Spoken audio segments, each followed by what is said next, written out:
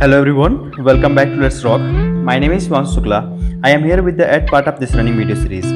This video series will not only help those who are going to give BHU entrance exam but also for every geology student. This part of series contains 30 fully explained questions of BHU PET 2020 question paper. So let's start. First question says, hornblende hornfels facies and amphibolite facies in basic rocks can be distinguished by.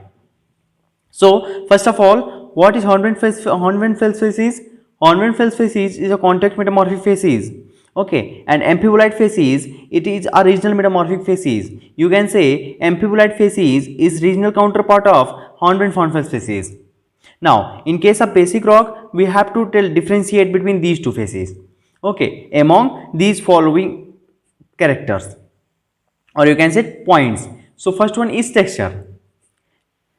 So, in case of hornblende facies, as I told you, these are formed by contact metamorphism. So, since these are formed by contact metamorphism, these lack significant preferred mineral orientation, or you can say these have mostly non-foliated texture. In case of hornblende hornfels facies, but amphibolite facies are formed by regional metamorphism, and these have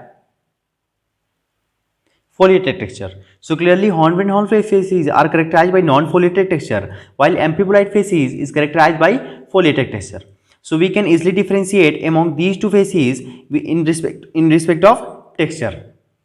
While in case of chemical composition and mineral assemblage, we can't differentiate in basic rocks of hornblende hornfels facies and amphibolite facies because assemblage is same.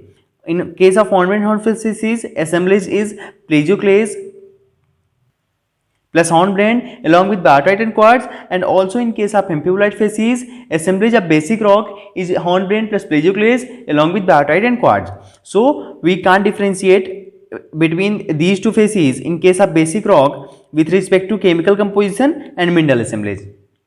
Coming to grain size is also not a sole criteria to distinguish between two metamorphic rock, because in metamorphic rock along with grain size, orientation of grains also matters, and both of these, that is grain size and orientation of grains along with other factors, constitutes texture of metamorphic rock. So as far as the question is concerned, the thing that with the help of which we can differentiate between hornblende hornfels facies and amphibolite facies is texture. So the correct answer of this question is texture.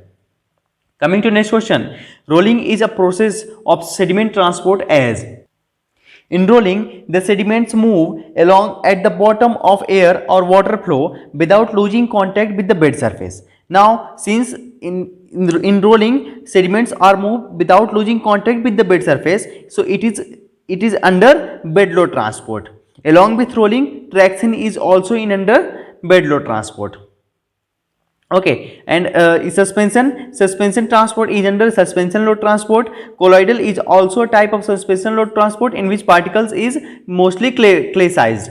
Okay, that is transport of clay particles by suspension is known as colloidal. Solution is transport of sediments which are dissolved in water or air. Okay, so as far as the question is concerned, rolling is a process of sediment transport as bed load. Next question says, the best suited chemographic diagrams for representing peltic assemblies are. So what are peltic assemblies? Peltic assemblies are those that contains mica and quartz. Okay, and these are basically metamorphosed shell. Now coming to AFM diagram, AFM diagram is an alternative of AKF diagram for metamorphosed peltic rock, and AFM diagram, it is given by proposed by Thompson. Okay. It is basically created only for peltic rocks. Okay. So the question is also asking for about peltic assemblies. So the correct answer is AFM diagram. In case of ACF and AKF diagram, these both are proposed by Escola, and ACF diagram represents calcareous near point C, peltic rocks near point A, and multimafic rocks near point F. Like say, if this is a ACF diagram, so this is point A, this is point C, and this is point F. So near point A, we will get peltic rocks. Near point C, we will get calcareous rock, and near point F, we will get ultramafic rocks. Okay, and AKF diagram represents peltic and quartzo-feldspathic composition. But if we see peltic rocks are present in ACF diagram and AKF diagram also, but other than peltic peltic rock, we can also you can say we can also represent quartzo-feldspathic composition in case of AKF diagram, and ultramafic rock and calcareous rock in case of ACF diagram. But AFM diagram is only created for representing peltic assemblies. So the correct answer of this question is AFM diagram. Coming to next question, diagenesis is a process of. So first of all, what is diagenesis? Diagenesis is nothing but a conversion of sediments into hard rock. Basically, it is the sum of physical, chemical and biological changes in the sediment from the time of its initial deposition till it becomes a sedimentary rock. And diagenesis involves recrystallization, lithification and precipitation. So in one sentence, you can say diagenesis is a conversion of sediments into a hard rock. Okay, so the correct answer of this question is conversion of sediments into hard rock. Next option says uplift of rocks to form mountains, and you can say this is the process of formation of mountains, and this process of formation of mountain is known as orogeny. And conversion of rock into sediments is termed as weathering, while accumulation of sediment in a basin is known as deposition. Okay, so all these are not the process of diagenesis. Diagenesis means conversion of sediments into a hard rock. Okay. Next question says, identify the correct sequence with increasing grade during the prograde regional metamorphism of cells. Okay, so the sequence of prograde regional metamorphism of cell is, after cell, when cell get metamorphosed, these form slate, then phyllite, then cyst, then gneiss, then granulite, and finally migmatite. And after migmatite, we will metamorphic rock get melted. Okay. Basically, these migmatite are mixed rock of igneous and metamorphic origin. Okay, so this is the sequence of prograde regional metamorphism of cell. So let's see which of these option is the correct sequence. Okay, so starting with first option, slate cyst. Okay, slate cyst, then gneiss and then granulite. So see, slate, then cyst, then gneiss, okay, then granulite. So see, cell, after cell we get slate, and after slate we get phyllite, but phyllite is missing from here, so this is not the correct sequence. Okay, coming to next option, phyllite, gneiss, cyst. Okay, so this is also incorrect sequence, as after phyllite we get cyst. Okay, and here and after cyst we get gneiss, but here we are getting gneiss prior to cyst, so this is also incorrect statement. Then cyst, gneiss, granulite. Okay, so cyst, gneiss, granulite and then granite. Okay, so granite is not a metamorphic rock, granite is a igneous rock, so from this is incorrect. Next option says slate, phyllite, cyst, gneiss. Okay, so slate, phyllite, cyst, gneiss. From clearly from here, this represent the prograde regional metamorphism, correct sequence of prograde regional metamorphism of cells. So this is the correct answer. Next question says, glaucophane cyst facies characterizes a region with. Okay, so glaucophane cyst facies, this term was used earlier because of the presence of glaucophane. Glaucophane is a sodic amphibole, but nowadays blue cyst facies is more common. Okay, and blue cyst facies are low temperature facies that occurs in areas of unusually low temperature pressure gradients. Blue cyst facies is basically low temperature but high pressure. Okay, so if we plot blue cyst facies in pressure temperature diagram, say if this is a pressure and if this is a temperature, or you can say vice versa, if this is pressure and this is temperature. Okay, now blue cyst facies is a low temperature but high pressure. So somewhere here you will get blue cyst facies, and the gradient will be like this. Okay, so this is clearly a steep gradient. Okay, so glaucophane cyst facies characterizes a region with steep pressure temperature gradient, because these are high pressure but low temperature facies. While Barrovian type metamorphism indicate medium pressure temperature series, and intermediate pressure temperature gradient is also characterized by Barrovian type metamorphism, and the facies that comes under Barrovian type metamorphism are grain cyst, amphibolite and granulite facies. While high temperature facies are characterized by Buchan or Abukama type, and these are albite epidote hornfels facies, pyroxene hornfels facies, hornblende hornfels facies and cyanidinite facies. Okay, but as far as the question is concerned, glaucophan cyst facies characterizes a region with steep pressure temperature gradient. Next question says the AFM diagram is a projection from. So in a previous question, you can say 63rd question, we have seen that AFM diagram is the best suited chemographic diagram to represent peltic assemblies, and peltic assemblies contain mica and quartz in excess amount. Okay, so AFM diagram is a projection. Generally, the AFM diagram is a projected from muscovite. Okay, muscovite, you know, muscovite belongs to mica group of minerals. Okay, so generally AFM diagram is projected from muscovite, but in absence of muscovite, like say in high grade metamorphic rock, muscovite disappears and formation of K feldspar take place, and when K feldspar form, the in absence of muscovite we project AFM diagram from K feldspar. But in condition if both muscovite and K feldspar are present in assemblies, we generally project AFM diagram from muscovite. So basically the correct answer of this question is muscovite, but in absence of muscovite we project AFM diagram from K feldspar. But as far as the question is concerned, correct answer is muscovite. This is incorrect. What can be inferred from metamorphic facies series? So first of all, let's know about metamorphic facies series. Metamorphic facies series is proposed by Maya Siro, and it says that if we come across a typical metamorphic terrain, it typically reveals a sequence of zones and facies that developed in response to pressure and temperature gradient. So from definition itself, it is clear that metamorphic facies series tells us about the pressure and temperature gradient during the formation of metamorphic facies. Okay, so the correct answer of this question is pressure and temperature gradient during its development. Or other than this, how the rocks unroofed, this is also not associated with metamorphic facies series. Roll up pressure, hydrostatic pressure is also not inferred from metamorphic facies series, and the country rock where it formed is also not characterized by metamorphic facies series. So the correct answer is pressure temperature gradient during its development. Now, metamorphic facies series was basically, or you can say, firstly derived, characterized in 5 types: contact facies series, Buchan or Abukama facies series, Barrovian facies series, Sambagawa facies series, and Franciscan facies series. Further, Maya Siro limit the number to 3.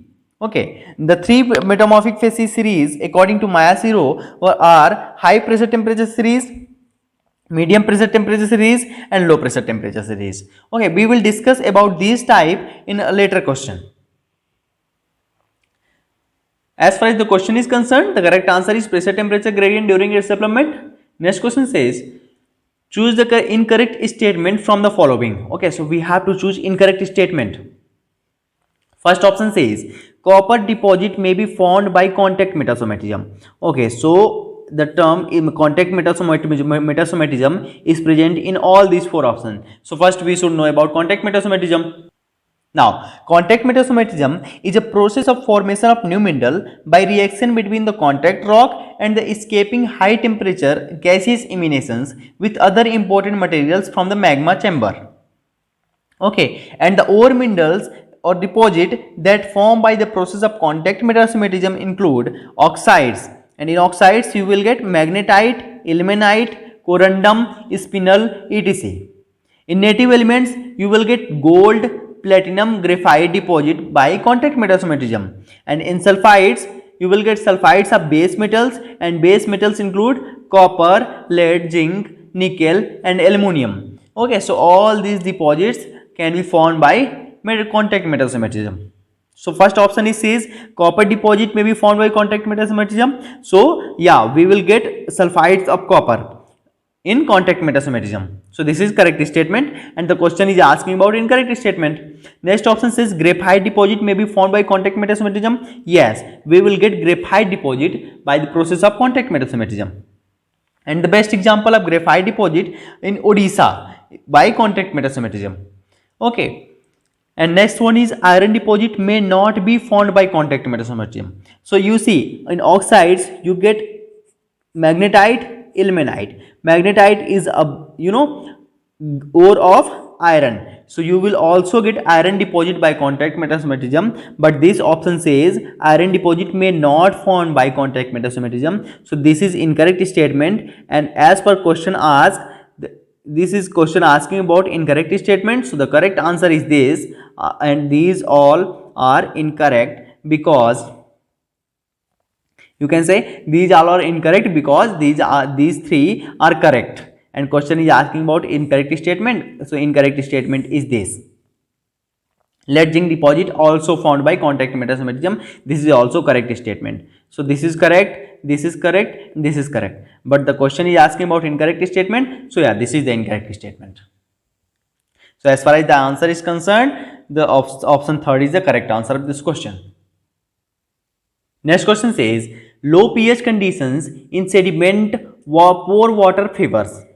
Okay, now first option is clay cementation, second is carbonate cementation, third is iron cementation, and fourth one is silica cementation. So we have to tell that these cementation, clay cementation, carbonate cementation, iron cementation, and silica cementation favors under which condition? Okay, so if we know about these, we can easily answer this question that which cementation occurs in low pH condition.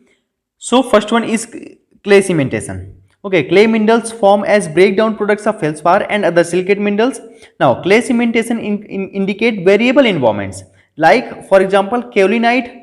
Kaolinite formed in warm, humid, and acidic environment, and acidic environment means low pH condition. While montmorillonite is another clay mineral, but it formed under neutral to alkaline pH. So it may be acidic, neutral, or basic in case of clay cementation. Okay. Now, carbonate cementation is favored by alkaline medium or alkaline environment, and alkaline environment means high pH. And question is asking about low pH, so this is also incorrect, and we can't restrict clay cementation to low pH or high pH or neutral, so this is also incorrect. Iron cementation, comment down below about iron cementation, that in which environment iron cementation took place. Okay. Silica cementation is favored by acidic condition. Okay, and acidic condition means low pH. So the correct answer of this question is silica cementation. Out of these four, silica and carbonate cementation are most common. Clay and iron cementation can also form as cement, but these are not as significant as silica and carbonate cementation. So silica cementation is favored by high concentration of silica in pore waters that result in low pH condition and by low temperature, while carbonate cementation forms under high pH conditions. Okay. Now, next question says, which of the following is correct statement? In previous question, in question number 69, we have to tell which one is incorrect. Now we have to tell which one is correct statement. So let's see options. First one is a metamorphic facies are some minerals in metamorphic rocks formed under intermediate pressure temperature. A metamorphic facies, a metamorphic facies, a metamorphic. Okay, so all these four options are talking about metamorphic facies. So first of all, let's know about metamorphic facies. Metamorphic facies is a set of mineral assemblages in metamorphic rocks that formed under similar pressure and temperature. Now, all these options are claiming that this is the metamorphic definition of metamorphic facies. This is the definition. We have to tell that which one is actual definition of metamorphic facies. Only one is correct, and other than one, all these three are incorrect. Now, first one is metamorphic facies series are some minerals in metamorphic rock formed under intermediate. No, this is incorrect, because metamorphic facies is a set of mineral that formed under similar pressure temperature, not intermediate, not high pressure temperature, not low pressure temperature. Second option says a metamorphic facies series are special mineral in metamorphic rock formed under high pressure temperature. This is also incorrect. A metamorphic facies is a set of mineral assemblies in metamorphic rock formed under similar pressure temperature. Yes, this point is important. Similar pressure temperature. This is the correct statement. A metamorphic facies series are set of minerals in metamorphic rock formed under low pressure temperature. This is also incorrect. Okay. So, a metamorphic facies is a set of mineral assemblies in metamorphic rock formed under similar pressure temperature is the correct answer of this question. Next question says, arcos are formed under following sets of conditions. So, first of all, you should know what are arcos. Arcos are feldspar-rich sandstone in which you will get greater than 25% feldspar. Okay, and the preservation of this large quantity of feldspar during weathering indicate very cold, either very cold or very arid climate where chemical weathering process are stopped. Okay, so either very cold or very dry. So in two options you will get dry climate and two options you will get humid climate. So for our causes, humid climate is not favorable. So these second and fourth option eliminated. Only dry climate or either cold climate is favorable. So let's check first and third options now. The second prerequisite for formation of arcoses is marked relief or local uplifts that allows rapid erosion of feldspar before they can be decomposed. Now, if it marks local uplift, then it is intensified tectonic, not slow tectonic, because in slow tectonic, feldspar become decomposed, rather than remaining as such. Okay, so slow tectonic is also a not condition favorable for formation of arcoses. Intensified tectonic is favorable for arcoses. So we will have option third, in which intensified tectonics and dry climate both are together. So this is the favorable condition for formation of arcose, while intensified tectonics and humid climate is favorable for formation of quartz-granite. Okay, now coming to next question, pellets embedded in coarse-grained calcite generate. So first of all, you have to tell pellets that embedded in coarse-grained calcite that generate. So let's travel through options. First one is grapestone. Grapestone is nothing, it's aggregate of carbonate grains that resembling grapes. Okay, and from these these rocks derive its name grapestone that resembles grapes.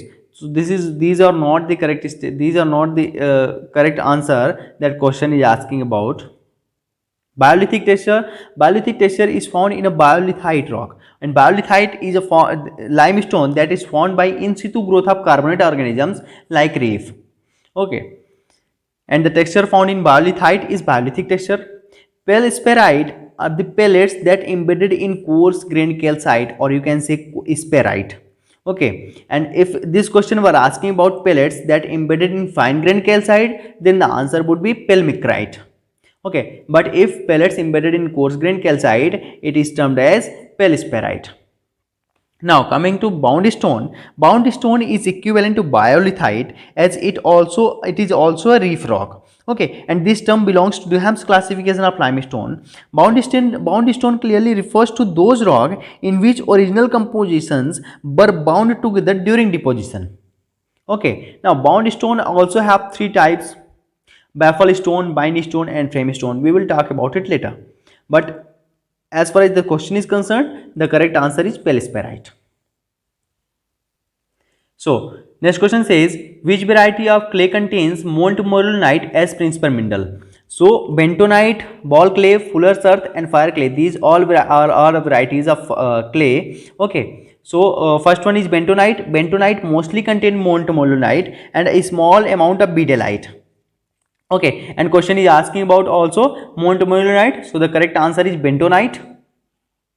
Now coming to ball clay is highly plastic variety of kaolin. So this clearly contain kaolin. Okay, and fuller's earth is a bleaching clay. And fire clay is flint clay and diaspore clay that is used as refractory. So clearly it contains flint and diaspore. As far as the question is concerned, the correct answer is bentonite, that mostly contain montmorillonite. Next question says, what is the general geological range for of the articulate crinoids? So, crinoids belongs to class Crinoidea, which comes under phylum Echinoderma. Okay, and crinoids first found in Upper Cambrian, but these were inarticulate form. Mostly Paleozoic forms were inarticulate. Okay, and coming to let options, first one is Ordovician to Triassic, second one is Triassic to recent, third one is Ordovician to Carboniferous, and fourth one is Ordovician to Permian. So out of these four, first, third and fourth represent Paleozoic period. Okay, and Paleozoic in Paleozoic genera of crinoids, these were mostly inarticulate. The oldest known post-Paleozoic articulate crinoids is reported from early Triassic. So basically, the articulate crinoids mostly observed from early Triassic. Okay, so the correct answer of this question is Triassic to recent, because Triassic from the earliest known, articulate crinoid is from early Triassic. So the correct answer is Triassic to recent.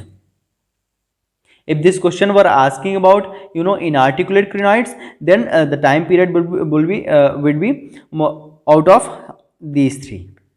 Okay. Next question says, superposition of beds follows. So what is superposition of bed? Superposition means the placement of one bed above or on the top of another. Okay. So first one is Stokes law.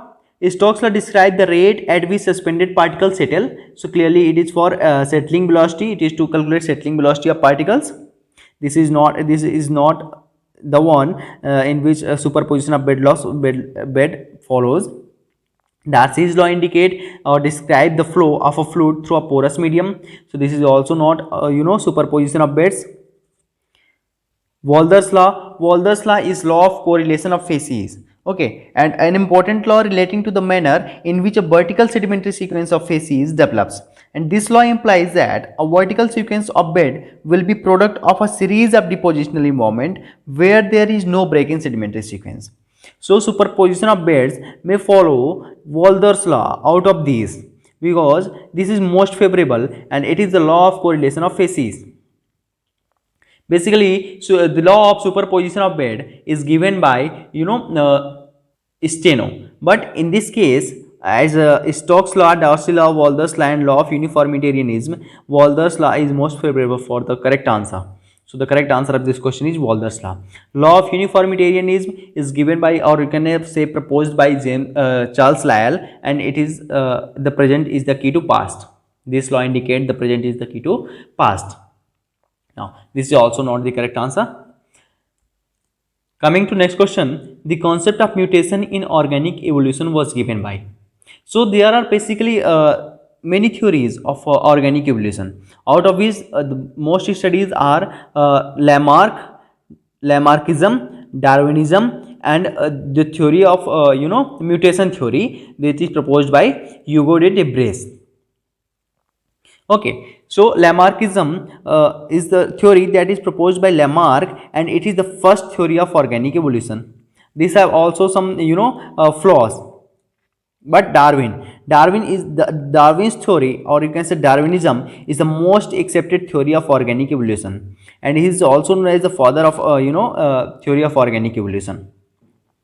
Now, Mendel proposed the laws of inheritance. That describe the mechanism of transmission of certain characteristics from one generation to another in an organism.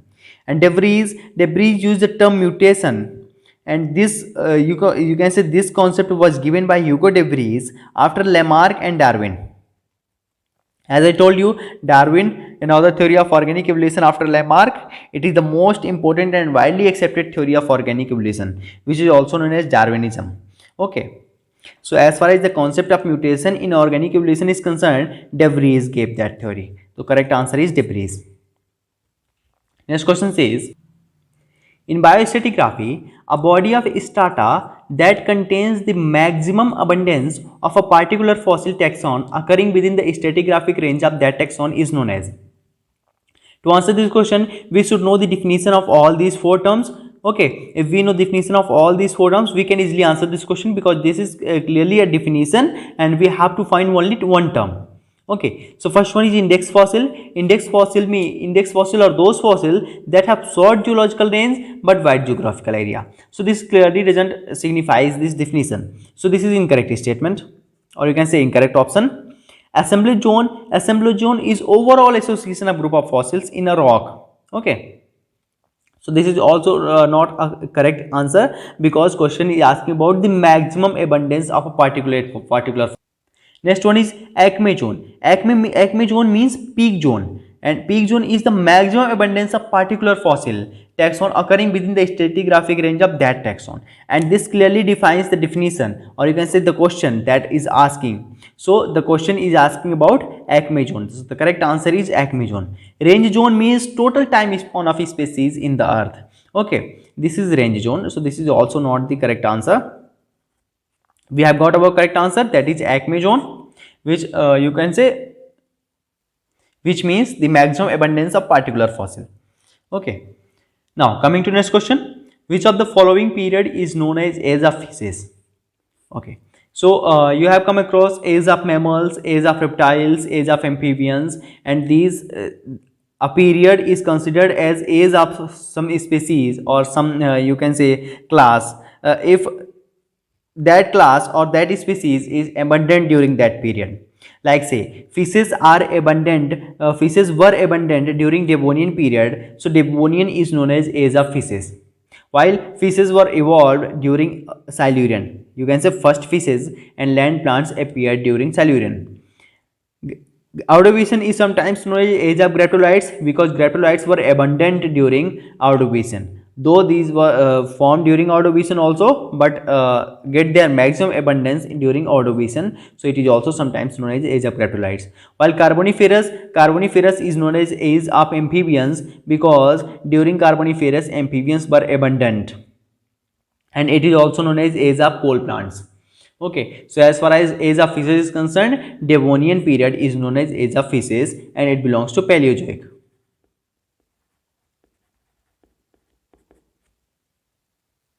Next question says, which of the following genera of bivalve has pachydentation?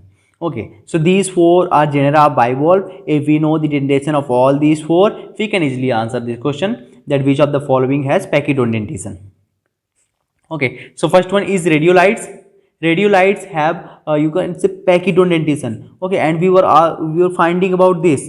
Okay, so radiolite is the have pachydentation, and along with radiolites, hippurites also have pachydentation. So the correct answer of this question is radiolites. We have got our answer, but let's check these genera also. Spondylus is characterized by isodentation. Maya is characterized by desmodentation, and Sirena is characterized by heterodentation. Okay, so as far as the question is concerned, correct answer is radiolites, which have pachydentation along with hippurites. Next question says, the seed-like colony with zoids on both sides of bryozoa is known as. Number one is encrusting, second is fenestrae, third is foliaceous, and fourth one is dendroid. Okay, so these all are types of colony that are found by bryozoa. Number one is encrusting. Encrusting means cover something with a hard surface or layer. Okay, and most of the common colony of bryozoa is encrusting, in which bryozoa forms flat seeds that spread out over rocks. And the question is asking about seed-like colony with zoids on both sides of bryozoa. So this is not the correct answer. Fenestrae are those colony that are fan-shaped. Okay, you can say fan-shaped colonies are known as fenestrae. Next one is foliaceous. Foliaceous means these colonies that are seed-like with zoids on both sides. So clearly you can say seed also refers to foliation. If you remember, seed also refers to foliation, and clearly from here you can say seed-like colony with zoids on both sides of bryozoa is known as foliaceous. Next is dendroid. Dendroid means you can remember this term from dendritic pattern, and that means branch-like or tree-like. So that those colonies that resembles a branch or a tree, those are termed as dendroid. Okay, so as far as the question is concerned, foliaceous is the correct answer. Next question. composition of diatom microfossil test is, okay. So diatom is a microfossil, and we have to tell that a composition of diatom's test is what? Okay, siliceous or phosphatic or cutinous or calcareous. So composition of diatom microfossil is siliceous, and also radiolaria is another microfossil that have same composition, that is siliceous. Okay, and the microfossil that have phosphatic composition is conodonts, and the microfossil that have calcareous composition is Coccolithina. Along with Coccolithina, foraminifera's test also composition is you can say calcareous. Along with calcareous, arenaceous, agglutinated, or also other you can say composition of microfossil test of foraminifera. But comment down below which microfossil have cutinous test. Okay, so as far as the question is concerned, diatom microfossil has siliceous composition. So the correct answer is siliceous. Next question says, which of the following represents the most primitive part of bivalve cell? Okay, so first one is protoconch. Protoconch represents the most primitive part of gastropod. Okay, you can say this is embryonic part of gastropod. Protogillum indicates most primitive part of the brachiopod, and planula indicates the most primitive part or larval stage of Cnidaria, or you can say Coelenterata. Only Prodesoconch is that represents the most primitive part of bivalve cell. So the correct answer is Prodesoconch, which indicate the most primitive part of bivalve cell or Pelsipoda. Next question says, ecdysis is a type of molting process. Okay, and ecdysis means removal of exoskeleton.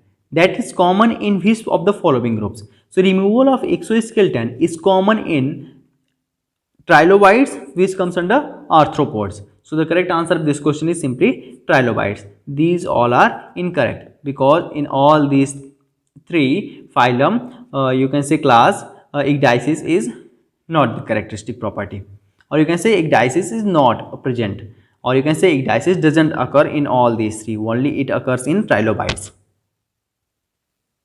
Next question says, living fossils are found by. So first of all, what are living fossils? Living fossils are those fossils that remain unchanged since it formed. That is, they have adopted all the conditions. So these are found by adaptive radiation. So this is the correct statement. All these are incorrect, out of construct of living fossils. Okay, coming to next question. Tipam group of sandstone, Tipam group of Assam ranges in age from. Okay, so these all are in, you can say, age ranges of Assam Arakan region. You can say Cenozoic part, and Tipam group of Assam ranges from you can say middle to late Miocene, and early to middle Miocene is represented by Surma group. Okay, next option is middle Miocene to Pliocene. If it were Myo-Pliocene age, then Myo-Pliocene age is assigned to Dupitila group. And middle to late Eocene group, this age falls under Jayantia group. Okay, because Jayantia group is from Paleocene to Eocene. Okay, so as far as the Tipam group of Assam is concerned, it is assigned age of middle to late Miocene. Next question says, the northernmost exposures of east coast of India is represented by.